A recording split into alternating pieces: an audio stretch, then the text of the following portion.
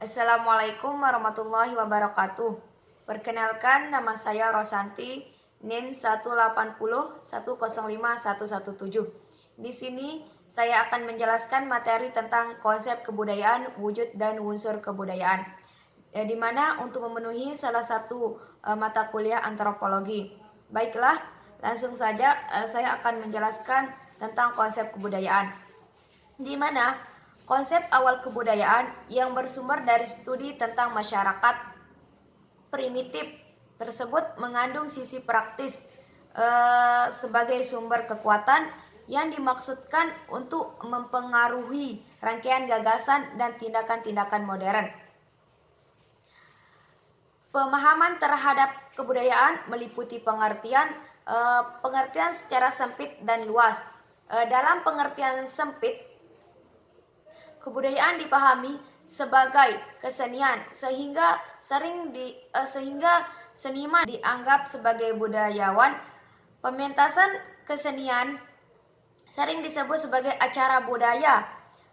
Misi kesenian yang melewati ke luar negeri sering dikatakan sebagai kebudayaan. Pandangan dan praktik demikian tentu mempersulit pengertian kebudayaan, terutama ditinjau dari unsur-unsur atau isi kebudayaan sebagai strategi peluasan kebudayaan. Yang kedua, wujud kebudayaan, di mana Koeti Jarangrat dalam bukunya Pengantar Ilmu Antropologi 2009 halaman 150 mengutip pendapat Talcott Person bersama A.L. Kober dan J.J. Honigman.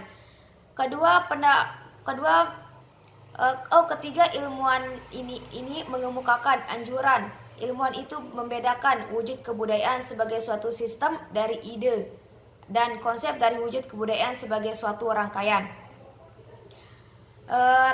tindakan dan aktivitas manusia yang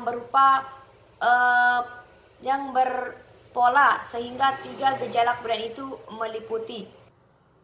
Yang pertama, ideas, di mana wujud kebudayaan yang pertama bersifat abstrak karena berupa pemikiran, keyakinan, kepercayaan, aturan yang tersimpan dalam memori otak setiap individu.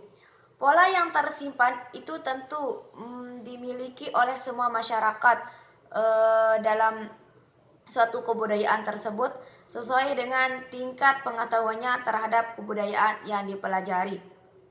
Yang kedua, aktivitas. Aspek yang kedua dari wujud kebudayaan itu adalah aktivitas atau disebut sistem sosial, di mana yang dimaksud dengan sistem sosial ini adalah relasi sosial yang dibangun oleh suatu masyarakat berdasarkan nilai-nilai, ideal atau sistem ide. Yang ketiga atau yang terakhir, artefak, di mana wujud yang ketiga dari kebudayaan itu berupa benda-benda hasil karya manusia. Karya-karya itu nampak begitu konkret karena ia terwujud dalam bentuk material. Baik benda-benda hasil karya manusia masih bersifat sederhana maupun yang sudah mencapai bentuk yang paling maju. Yang ketiga, unsur-unsur kebudayaan, di mana unsur kebudayaan ini dibagi menjadi 7 macam unsur. Yang pertama, bahasa, di mana alat utama yang dipergunakan oleh masyarakat manusia untuk menyampaikan berbagai kemauan dan maksud dan tujuan kepada sesama anggota masyarakat. Yang kedua, ilmu pengetahuan. Yang dimaksud dengan ilmu pengetahuan di sini segala sesuatu yang menjadi pengetahuan masyarakat yang dikembangkan dari hasil belajar dari pengalaman hidup mereka untuk memenuhi kebutuhan hidupnya. Yang ketiga, organisasi sosial politik, di mana masyarakat pada dasarnya kumpulan individu-individu dalam suatu komunitas. Komunitas itu mencakup struktur yang masing-masing mempunyai peran dan fungsi sesuai dengan tata aturan yang berlaku dalam masyarakat tersebut. Yang keempat, peralatan hidup dan teknologi, di mana masyarakat berburu dan meramu mulanya menggunakan bambu runcing untuk menangkap binatang buruannya. Menggunakan tali yang terbuat dari anyaman, kulit kayu, menggunakan panah jaring, itu semua dilakukan karena sampai pada taraf itulah pengetahuan masyarakat setempat dalam merespon lingkungan sekitar untuk memenuhi kebutuhan hidupnya.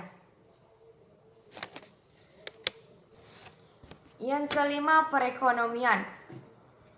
Institusi ekonomi dalam kebudayaan adalah sarana suatu masyarakat melakukan kegiatan meliputi kegiatan secara umum dalam bidang ekonomi, yaitu kegiatan produksi, kegiatan distribusi maupun konsumsi. Baik produksi, distribusi, dan konsumsi berupa barang maupun jasa. Yang keenam, kesenian.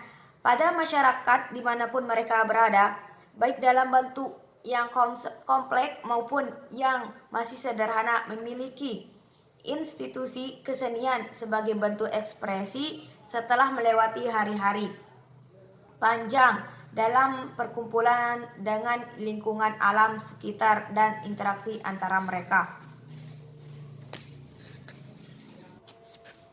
Yang terakhir adalah atau yang ketujuh, di sini religi, di mana sistem kepercayaan manusia terhadap kekuatan di luar kemampuan dirinya yang dinamakan kekuatan supranatural, lahir sebagai manifestasikan dari rasa berdayaan terhadap peristiwa-peristiwa dalam kehidupan sehari-hari yang tidak mampu dikendalikan. Peristiwa yang tidak mampu dikendalikan itu seperti bencana alam dan yang paling dianggap dahsyat namun dapat terjadi setiap saat adalah peristiwa kematian. Mungkin ini saja materi yang dapat saya sampaikan tentang konsep kebudayaan, wujud dan unsur kebudayaan. Kalau ada kesalahan atau kata-kata yang saya sampaikan kurang jelas tentang materi ini, saya mohon maaf.